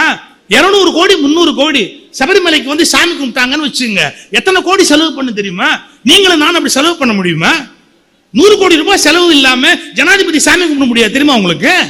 அப்படி சாமி கும்பிட வேண்டியிருக்கா? நான் கேட்கிறேன், 100 கோடி ரூபாய் செலவு பண்ணி ஒரு ஒத்த ஆள் போய் சாமி கும்பிட வேண்டியிருக்கா? யாரு வரி பணம், யாருடைய பணம், யாரு கேட்கறது இல்ல. அதே நேரத்தில் நான் சொல்றேன், தேர்ந்தெடுக்கப்பட்ட பிரதமருக்கு நான் அதை சொல்லல. பிரதமர் பாதுகாக்கப்பட வேண்டியவர், மக்களால் தேர்ந்தெடுக்கப்படுகிறவர். அவருக்கு ராணுவம் பாதுகாப்பு கொடுப்பதில் இருக்கிற நியாயம் ஜனாதிபதிக்கு செலவு செய்வதில் இல்லை என்பதை தயவு செய்து புரிந்து கொள்ள வேண்டும். நம்ம எல்லாத்துக்கும் ஒரே அர்த்தம் பண்ணிக்க கூடாது. இது ஒரு கோணம். நான் சொல்றது பிரிவு என்பது வேறு, பகிர்வு என்பது வேறு. இந்த பகிர்வை பிரிவாக நினைத்து குழப்பிக் கொள்வது என்பது நல்லது அல்ல. அப்புறம் மனித இயல்பு என்பது என்னன்னா, எதை எடுத்தாலும் அதுல இருக்கிற பிளவு பிரிவை பெருசுபடுத்தியே பேசுறது. எனக்கு அவனுக்கு ஒத்து போவாது. ஏன் ஒத்து போவாது? அதெல்லாம் தெரியாது. எனக்கு அவனுக்கும் ஒத்து போவாது. நீங்க யூடியூப்ல பாத்தீங்களா? ஐயா சொன்னார், நல்லா சொன்னார். நீங்க ரீல்ஸ்ல எதை வேணாலும் நகர்த்தலாம், மேடையில் எங்களை நகர்த்த முடியாது அப்படின்னு. நான் ரொம்ப ரசிச்சேன் அந்த இடத்த. உண்மைதான். அதாவது ஒரு கோணத்துல நீங்க சிந்திச்சு பார்க்க வேண்டிய ஒரு பகுதி. ஏதோ ஆரம்பிச்சோம், வேற எங்கேயோ போயிட்டேன். ஒரு சின்ன சின்ன சின்ன விஷயங்களை பெருசா பேசுறது பாருங்களேன். திருநெல்வேலியில ஒரு சமூகம் இருக்கு. நான் ஜாதி பேரெல்லாம் சொல்ல விரும்புறது இல்லை, ஆனா நீங்க புரிஞ்சுக்கணும். அதே சமூகம் தஞ்சாவூர்லயும் இருக்கு. இவங்க தஞ்சாவூர் அப்படின்னு சொல்லி அதை சொல்லுவாங்க, அதை திருநெல்வேலி அப்படின்னு சொல்லுவாங்க. இது ரெண்டும் கல்யாணம் பண்ணாங்கன்னா கல்யாண மண்டபம் தகராறாயிடும். என்ன தகராறு தெரியுங்களா? நிஜமா நல்ல நான் கண்ணால பார்த்தது. திருநெல்வேலி அது ஒரு சமூகம் இருக்கு, வேளாளர், அதுக்கு வேற ஒரு பேர் இருக்கு. தஞ்சாவூர் பக்கத்தில் இருக்கிற வேளாளர். கல்யாண மண்டபம் நடந்தா கல்யாண மண்டபத்தில் பெரிய தகராறு நடக்கும். மாப்பிள்ளை எப்போ வந்தாலும் 2 ஸ்வீட் வைக்கணும் ஒரு பகுதியில், ஒரு இதில் 1 தான் வைப்பாங்க. இது முதல் தகராறுக்கு காரணம். பொண்ணு 2 கல்யாணம் பண்ணாமல் 1 கல்யாணம் பண்ணதே பெரிய விஷயம் இல்லையா? அதை விட்டு ஸ்வீட்டு 2 வைக்கலன்னு யாராவது தகராறு பண்ணுவாங்களா? சரி, இதுவாது பரவாயில்ல. ஒரு கல்யாணம் பண்ணுறது சார், ஒரு கிழவி பண்ண கலாட்டா நான் உட்கார்ந்துருக்கிறேன், ஒரு கல்யாணத்தையும் நிறுத்திச்சு. என்ன, எங்கள் எல்லாம் 6 சுத்து முறுக்கு வைப்பாக, இவங்க 3 சுத்து முறுக்கு வச்சிருக்காங்க. நம்ம எப்படி இந்த வீட்டில் கல்யாணம் பண்றது? எந்த முறுக்கையும் அந்த பாட்டியால திங்கவே முடியாது. அது 3 சுத்தா இருந்தாலும் சரி, 6 சுத்தா இருந்தாலும் சரி, பல்லே இல்லை, அதனால திங்க முடியாது. திங்க முடியாத முறுக்குக்கு அது கல்யாணம் பண்ணும்.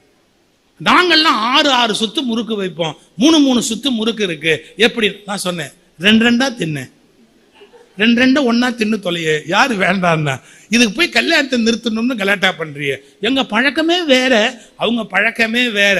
என்ன பெரியார் தான் கேட்டார், கலப்பு திருமணம்னா. என்னடா கலப்பு திருமணம்? நாய்க்கும் மனுஷனுக்குமா கலப்பு கல்யாணம் பண்ணி வைக்கிறா? மனுஷி தானடா, அதுல என்னடா பெருசா பேசிக்கிட்டு கலப்பு திருமணம்னு அதை போட்டுக்கிட்டு திருமணம்னு போடுறாரு.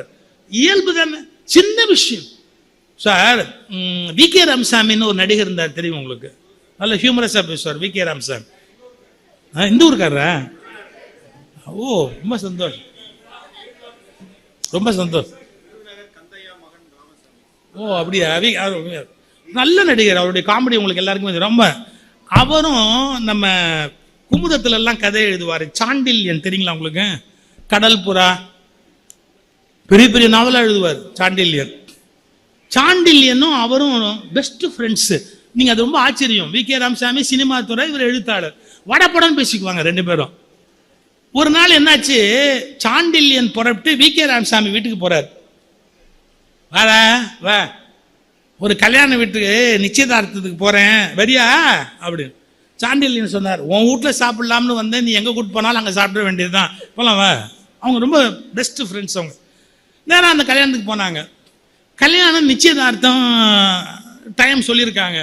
7 ஆச்சு, 7:30 ஆச்சு, 8 ஆச்சு, நிச்சயமே நடக்கல. சாண்டில்யன் கேட்டாரு, என்னத ஒண்ணுமே நிச்சயதார்த்தம் நடந்த மாதிரி தெரியல. அது தெரியல, சாப்பிட போலாமான்னு. நிச்சயமே நடக்கல, அதுக்குள்ள சாப்பாட்டுக்கு போலாங்கிறியார். நடக்காது, நிச்சயம் நடக்காதுன்னு தெரிஞ்சு போச்சு, வா சாப்பிடலாம் அப்படின்னு. ஏன் நின்று போச்சு? இல்ல, தாம்பூலம் மாத்துறத பத்தி பேசும்போதுதான் நாங்க வேற ஜாதி அவங்க வேற ஜாதின்னு தெரிஞ்சு போச்சு. வேற ஜாதியா? எல்லாம் ஏற்பாடு பண்ணிக்கிட்டீங்க, பேசிக்கிட்டீங்க. அப்புறம் இல்லை, நான் சமூகம் பேர்லாம் சொல்ற வழக்கம் எனக்கு இல்லைங்க, எனக்கு ஜாதியில நம்பிக்கை இல்லைங்க, நான் ஜாதி பார்த்து வாழ்ந்தவனும் இல்லைங்க, என்னுடைய சிந்தனை வேற. உங்களுக்கு புரிய வைக்கிறதுக்காக நான் இப்ப சொல்ல வேண்டியிருக்கு, இல்லைன்னா நான் சொல்லியிருக்க கூட மாட்டேன். வாணிப செட்டியார்கள்னு ஒரு பகை, அதுல வி.கே. ராமசாமி அவர் சொல்றாரு, நாங்க தாலி தட்டு மாத்தும் போது தான் உண்மை தெரிஞ்சது, அவங்க வேற வாணிப செட்டியார், நாங்க வேற வாணிப செட்டியார், கல்யாணம் நின்று போச்சுன்னு. 2 பேரும் வாணிப செட்டியார், அப்புறம் எப்படி வேற? இல்ல, ஒத்தமாட்டு வாணிபம்னு ஒண்ணு இருக்கு, ரெட்டமாட்டு வாணிபம்னு ஒண்ணு இருக்கு. ஒத்தமாட்டு வாணிபமும் ரெட்டமாட்டு வாணிபமும் நாங்க சம்பந்தம் பண்ண மாட்டோம். சாண்டில்யன் சொன்னார் பாருங்க, ஒண்ணு அவனை ஒரு மாட்டை வித்துற சொல்லு, இல்ல இவனை ஒரு மாட்டை வாங்கிட சொல்லு. என்னப்பா நீங்க இப்ப நீங்க யாருமே மாடு வச்சு வாணிபம் பண்ணல, எல்லாரும் லாரி வச்சு பெருசு பெருசா வியாபாரம் பண்ணிட்டு இருக்கிறீங்க. லாரி வச்சு வியாபாரம் பண்ற போது என்ன ஒத்த மாட்டு வாணிபம் ரெட்ட மாட்டு வாணிபம்னு பேசிக்கிட்டு என்னப்பா பேச்சு, கூப்பிடு அப்படின்னு 2 வீட்டையும் பேசி அந்த கல்யாணத்தை சாண்டில்ல நடத்தி வச்சார். இந்த செய்தி எனக்கு எப்படிதான் சாண்டிலையும் ஒரு விழாவில் சொன்னார். இந்த எப்படி நடந்ததுன்னு ஒரு முறை ஒரு பேசும்போது ரொம்ப ரொம்ப சார் சாண்டில்யன் ரொம்ப ஹியூமரஸா பேசுவார். வி.கே. ராமசாமி எவ்வளவு ஹியூமரோ அவ்வளவு ஹியூமரஸா பேசுவாரு சாண்டில்யன். எதுக்கு சொல்ல வர, இது ஒரு சின்ன விஷயம். சமூகத்தில் கொஞ்சம் முன்ன பெண்ணா இருக்கும். தஞ்சாவூர் பிள்ளைமாரு, திருநெல்வேலி பிள்ளைமாரு, இதெல்லாம் ஒரு பெரிய விஷயமா. சார் தருமபுரம் மடத்துக்கும் திருவாவூர் மடத்துக்கும் என்ன வித்தியாசம்னு ஒரு முறை ஒரு இது ஒருத்தர் முடி வளர்ப்பாங்க, ஜடாமுடி, இன்னொருத்தர் வந்து சிகை வழிச்சுக்குவாங்க. ஆனால் திருவள்ளுவர் 2யுமே வானானார். மழித்தலும் நீட்டலும் வேண்டாம் தெளிவாக எழுதினார். மழிக்கிறது ஒரு மரபு துறவுல, நீட்டுறது ஒரு மரபு. இது 2 வித்தியாசம். அப்புறம் என்ன வித்தியாசம் சொல்லிக்கிட்டே வந்தாங்க. ஒரு வித்தியாசம் சொன்னா சார் நான் அசந்து போயிட்டேன். இவங்க வேஷ்டியை இடது பக்கம் வச்சு கட்டுவாங்க, அவங்க வேஷ்டியை வலது பக்கம் வச்சு கட்டுவாங்க. யாரா இருந்தாலும் வேஷ்டி கட்டினா சார் தான் என்ன எனக்கு ஆச்சரியமா இருக்கு. வேஷ்டி இடது பக்கம் வச்சு கட்டினா நடக்கிறதுக்கு எது வசதியோ அப்படி வச்சு கட்ட வேண்டியது தானே. ஒவ்வொருத்தருக்கு கால் அமைப்பு ஒவ்வொரு மாதிரி வரும், அவ்வளவுதான். அதுல இருந்து வேஷ்டியை மாற்றி கட்டுறது சின்ன விஷயம். அது இந்த குருமார்களை பின்பற்றுறவங்க தன்னுடைய குருமா இதை பெருமைப்படுத்துறதுக்கு கூட 4 விஷயத்தை பெருசா எக்ஸாஜரேட் பண்ணி பேசுவாங்க. இதெல்லாம் அட்டர் ஃபூலிஷ்னஸ், அட்டர் ஃபூலிஷ்னஸ். உண்மையான இறைநிலை என்பதை உணர்ந்தவர்கள் இது போன்ற பிளவுகளை பெரிதுபடுத்தி பேசிக் கொண்டிருக்க மாட்டார்கள். கொஞ்சம் யோசிச்சு பார்க்கணுமா இல்லையா? சார் இதெல்லாம் விட ஒரு பெரிய கொடுமை. நான் குன்றக்குடி அடிகளாரோடு கூட பயணிச்சவர். கோயம்புத்தூர்ல ஒரு மாநாடு கோயம்புத்தூர்ல இல்ல, தமிழ்நாடு தெய்வீக பேரவை தொடங்குறாங்க.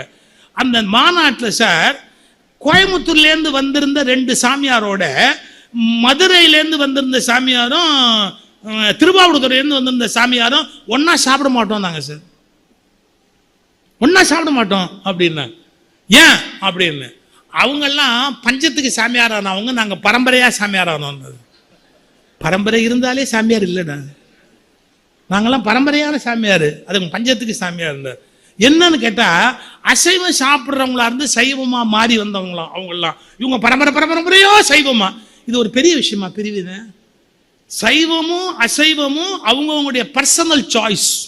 நல்லா புரிஞ்சுக்கோங்க, it is a personal choice.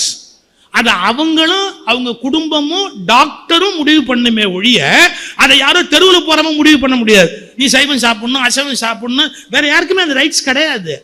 அவன் முடிவு பண்ணலாம், அவன் குடும்பம் முடிவு பண்ணலாம், இல்லாட்டி அவங்க டாக்டர் முடிவு பண்ணலாம். யாருமே இல்லாம அசைவம் சாப்பிட்றவங்க எல்லாருமே கொஞ்சம் குறைஞ்சவங்க யாராவது பேசலாமா? அப்படி தப்பு இல்லையா? ஏதோ ஒரு பிரிவினையை கொண்டு வந்து உயர்வு தாழ்வு கற்பிப்பது என்பது என்ன வகையில நியாயம்? நான் ஒரு முறை சொல்லும் போது கிளாசிபிகேஷன் அப்படிங்கிறது இல்லாம அட்மினிஸ்ட்ரேஷன் இல்லைங்கிற மேனேஜ்மெண்ட் பிரின்சிபிள் எனக்கு தெரியும்.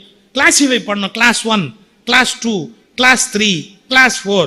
அதே மாதிரி தானே சார் கீதையிலையும் வந்து வர்ணாசிரமம் பிரிக்கப்பட்டிருக்குன்னு ஆர்கியூ பண்ணுவாங்க. உன்னை மறந்துடக்கூடாது, ரொம்ப தெளிவா உன்னை மறந்துடக்கூடாது. என்ன பை பர்த் இந்த இதெல்லாம் பிரிக்கல, ஆனா அங்க பை பர்த் பிரிச்சிருக்கு. பை பர்த் பிரிக்க கூடாது அப்படிங்கிற தெளிவு நமக்கு ஏற்படணுமா இல்லையா?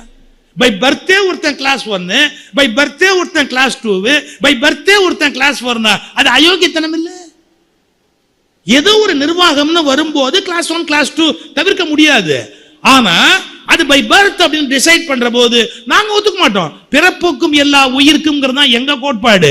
அப்படி இருக்கிற போது நாங்க ஏன் அதை ஏத்துக்கணும்? சோ கிளாசிபிகேஷன் நியாயப்படுத்தணும்னா அதுல நிஜமான லாஜிக்கல் ரீசன்ஸ் இருக்கும். இப்ப பிளட்ல இருக்கு, ஒரு பிளட் குரூப் இன்னொரு பிளட் குரூப் கொடுக்க கூடாது. சில குரூப் தான் ஒத்து போகும், அது ஒன்னோட ஒண்ணு. ஆனா நீங்க இஷ்டத்துக்கு யாரு பிளட் வேணாலும் யாருக்கும் ஏற்றிட முடியாது. அந்த கிளாசிபிகேஷன் நியாயப்படுத்தக்கூடிய ஒண்ணு இல்லைங்களா? அது தவிர்க்க முடியாது மெடிக்கல் சயின்ஸ்ல. ஆனா இந்த பொண்ணை கொடுக்க கூடாது அப்படிங்கிறதுலையும் அவன் உன்னை கொண்டாந்து வச்சு கிளாசிபிகேஷன் வச்சு பேசினா அதை எப்படி ஏத்துக்க முடியும்? இதைதான் புரிஞ்சுக்கணும். நியாயமான பகிர்வுகள் என்பது என்ன, நியாயமற்ற பகிர்வுகள் என்பது என்ன. ஒவ்வொரு வகையிலையும் தொடர்ந்து ஒரு காலத்துல அநீதி நடந்துகிட்டார். இந்த நூற்றாண்டுல கூட சார் கோயிலுக்குள்ள யாரோ போகக்கூடாது அப்படின்றத பிடிவாதமா பேசுறாங்க சார். அதெல்லாம் அவங்கெல்லாம் கோயிலுக்குள்ள போகக்கூடாது, தப்பு, அது போகவே கூடாது, தவறு. எப்படி இப்படி பேசுறது? பெருந்தலைவர் காமராஜர் அதை மாத்துறதுக்கு ஒரு பியூட்டிஃபுல் ஐடியா பண்ணார். அவன் போகக்கூடாது இவன் போகக்கூடாதுன்னு சொல்லாத, கக்கன் அவங்கள அறநிலையத்துறைக்கு அமைச்சராகவே ஆக்குனது. யாராவது சொல்லிப்பாரு இப்போ, யாராவது சொல்ல முடியுமா இப்போ? ஸோ யோசிக்கணும். பிரிவுகளையும் பிளவுகளையும் பெருசுப்படுத்திக்கிட்டே போனா ஒரு மதம் பலவீனம் அடையும், ஒரு நாடு பலவீனம் அடையும். பலவீனம் வேண்டான்னு நம்ம எல்லாம் ஒன்று சேர்ந்து உட்கார்ந்து இருக்கிறோம். அப்போ ஒருத்தர் குத்திக்கிட்டே இருந்தா வலிக்காதா? யாருக்கு வலிக்குமோ அவன் கோவப்பட மாட்டானா? இந்த உண்மைகளை எல்லாம் நாம மனம் விட்டு பேசுவதற்கு தயாரா இருக்கும். அதே மாதிரி சடங்குகள் ஒரு ஒரு ஒரு சமூகத்துக்கு இன்னொரு சமூகத்துக்கு வித்தியாசமா இருக்கும். அதெல்லாம் ஒரு பெரிய விஷயமே இல்லை. இன்னைக்கு சடங்கே இல்லாமல் திருமணம் பண்ணா கூட தான் குழந்தை பிறகுது. அதை விட கொடுமை பல. என்னதான் நல்ல முறையாக திருமணம் பண்ணாலும் இப்பெல்லாம் ஃபெர்டிலிட்டி சென்டர் உதவி இல்லாமல் குழந்தை பிறக்க மாட்டேங்குது. எப்படி ஆகிப்போச்சு பாருங்க இந்த நாட்டில். ஃபெர்டிலிட்டி சென்டர் உதவி இல்லாமல் குழந்தையே பிறக்க மாட்டேங்குது. அப்போ நம்ம என்ன புரிஞ்சுக்கணும்? சடங்குகள்லாம் ஒரு பெரிய விஷயம் அல்ல. அவைகளை தலைமையில தூக்கி வச்சுக்கிட்டு பிரிவினைகளை பெருசா பேசிக்கிட்டு கோபப்பட்டு சண்டை போட்டு உறவுகளை முறிச்சு இவைகளெல்லாம் மாற்றப்பட வேண்டியது. நான் முதல்ல தொட்ட அந்த விஷயம் தான். இந்திய அரசமைப்பு சட்டத்தில் அதிகார பகிர்வு என்பதை எப்படி வச்சிருக்கிறாங்கன்னா, யாரும் ஒருத்தரை இன்னொருத்தர் மேவிட முடியாது. இவங்க தான் ஃபுல் பவர். கிடையவே கிடையாது. ஏன்னு கேட்டீங்கன்னா, ஒரு மினிஸ்ட்ரியை டிஸ்மிஸ் பண்ற ரைட்டு பிரசிடென்ட் இருக்கு. ஒரு மினிஸ்ட்ரி செல்லாதுன்னு அறிவிக்கக்கூடிய அதிகாரம் உச்ச நீதிமன்றத்துக்கு இருக்கு. பீகார்ல ஒரு டெசிஷன் எடுத்தாங்க. பீகார் சட்டமன்றம் உருவான போதே மெஜாரிட்டி இப்ப இல்ல, மெஜாரிட்டி சரியா வரலன்னு சொல்லி ஐயா அப்துல் கலாம் பீரியட்ல அந்த ஸ்டேட் அசம்பிளியை டிசால்வ் பண்ணாங்க. கோர்ட் ஒத்துக்கலையே, கோர்ட் ஒத்துக்கல. அந்த அவங்க சட்டசபையை ஃபேஸே பண்ணாம இத கவர்னர் பிரசிடென்ட்டுக்கு எழுதி டிசால்வ் பண்ணது தவறு. ஜனாதிபதி தவறுதலாக வழிநடத்தப்பட்டார். ஜட்ஜ்மெண்ட்ல வார்த்தை அப்துல் கலாமுக்கு கோர்ட் கொடுத்த வார்த்தை, ஜனாதிபதி தவறுதலாக வழிநடத்தப்பட்டார். அப்படி அந்த வார்த்தைக்கு அவர் துடிச்சு போயிட்டார். நான் திருப்பி திருப்பி சொன்னேன் அதை டிஸ்மிஸ் பண்ண வேண்டான்னு. என்னை கட்டாயப்படுத்தி டிஸ்மிஸ் பண்றது இல்லை, கையெழுத்து போட வச்சாங்க. ஆனா அதுக்காக நான் விலகிறதுக்கு கூட தயாரா இருக்கிறேன் அப்படின்னார் டாக்டர் அப்துல் கலாம். இதை எதுக்கு சொல்ல வர, ஒரு சட்டமன்றத்தில் அதை நீக்குகிற உரிமை ஜனாதிபதிக்கு சட்ட புஸ்தகத்தில் இருக்கு. நீக்கியது செல்லாது என்று அறிவிக்கிற உரிமை உச்ச நீதிமன்றத்துக்கு இருக்குது. எவ்வளவு பியூட்டிஃபுல்லா பின்னிருக்காங்க பாத்தீங்களா அந்த அதிகாரத்தை. ஜனாதிபதி ஒரு உத்தரவு போடுறாரு, அந்த உத்தரவு செல்லாதுன்னு போடுறதுக்கு ரைட்டு. நான் ராமாயணத்துல ஒரு வார்த்தை சொல்றது, அனுமன் வந்து நிக்கிறான், அவனை கொல்லுன்னு ராவணன் உத்தரவு போட்டதா பாட்டுல வரும். கொல்மின், இவனை கொல்லுங்கடா அப்படின்னு. அப்போ ஒருத்தர் எந்திரிச்சு நில்மின் அப்படிமா, அதாவது stay. Ravanan government GO issue பண்ணுது, அதுக்கு ஸ்டே யார் இஷ்யூ பண்ண முடியும்? கோர்ட் தான் இஷ்யூ பண்ண முடியும். கம்பன் எவ்வளவு பியூட்டிஃபுல்லான கவிஞன் தெரியுங்களா? கொல்மின் என்றான், நில்மின் என்றான், அதுக்கு கவுண்டர் யாரு? கொல்மின் என்றான் ராவணன், நில்மின் என்றான் நீதியான்னு போட்டான். என்ன நீதியான்? அட்மினிஸ்ட்ரேட்டிவ் பவரை விட ஜுடிஷியல் பவர் கூட அப்படிங்கறத அன்னைக்கு இலக்கியம் எழுதுகிற போதே கம்பன் கோடிட்டு காட்டிட்டு போறான். அட்மினிஸ்ட்ரேட்டிவ் ஆர்டர் கொல்மின், நில்மின் அப்படின்ற ஸ்டே நீதியான்னு போட்டான். நீதி உள்ளவன் அதை நிறுத்துவதற்கு வலிமை உடையவன் அப்படின்னு போட்டான். ஸோ ஜுடிஷியலினுடைய தன்மையை நாம புரிஞ்சுக்கணும். அதே மாதிரி நீங்க சின்ன குழந்தைங்க யாரையாவது கூப்பிட்டு நீ எந்த ஸ்கூல் படிக்கிற அப்படின்னு கேட்டீங்கன்னா ஸ்கூல் பேர் சொல்லும். எந்த கிளாஸ் படிக்கிற? 7th standard. ஆ பிரிவு அப்படிங்க. நம்ம ஆ பிரிவு இல்லாம கேட்டோம் இல்ல. சோ செக்ஷன் பிரிக்கிறானே, அதெல்லாம் பிரிவினையா? இல்ல. நிர்வாக வசதிக்காக செக்ஷன் பிரிக்கிறான். ஒரு 200 குழந்தைங்க படிக்குது அப்படின்னா எப்படி ஒருத்தரே பாடம் சொல்ல முடியும்? 40 குழந்தைங்க 5 செக்ஷன் வைக்கிறோம் அப்படின்னா அதுல உயர்வு தாழ்வு கிடையாது. அதனால இந்த 3 விஷயத்தை புரிஞ்சுக்கங்க. பிரிவு வேறு, பிளவு வேறு, பகிர்வு வேறு. சில பிரிவுகள் தவிர்க்க முடியாதவை, அது கிளாசிபிகேஷன். ஆனா அந்த பிரிவை குறை சொல்லக்கூடாது, அது நிர்வாக வசதிக்காக ஏற்படுத்தப்பட்டது. ஆனா அது பிறவியிலேயே வந்து விட்டது என்று பேசுவது நியாயமற்ற ஒரு பேச்சு. எனவே எங்கு பிரிவுகள் தேவை, எங்கு பிரிவுகள் தேவையில்லை என்பதை பற்றிய தெளிவு நம்முடைய மனதில் வர வேண்டும். இத்தகைய அறிவு, புத்தகங்கள் கொடுக்கிற அறிவு, நல்ல சிந்தனையாளர்கள் கொடுக்கிற அறிவு நமக்கு மிகப்பெரிய தெளிவு கொடுப்பதற்கு வாய்ப்பு இருக்கிறது. எனவே பாரதி இன்னும் மறுபடியும் கொஞ்சமோ பிரிவினைகள் என்று அழுது வருத்தப்படுகிற வாய்ப்பை ஏற்படுத்தக்கூடாது. பாரதி மகிழும்படியாக நாம் ஒன்றுபட்டால் ஒன்று தாழ்வு, நம்மில் ஒற்றுமை நீங்கில் அனைவருக்கும் தாழ்வு என்று வேற்றுமையில் ஒற்றுமை என்கிற இந்திய பண்பாட்டை காப்பாற்றுவோம். நன்றி.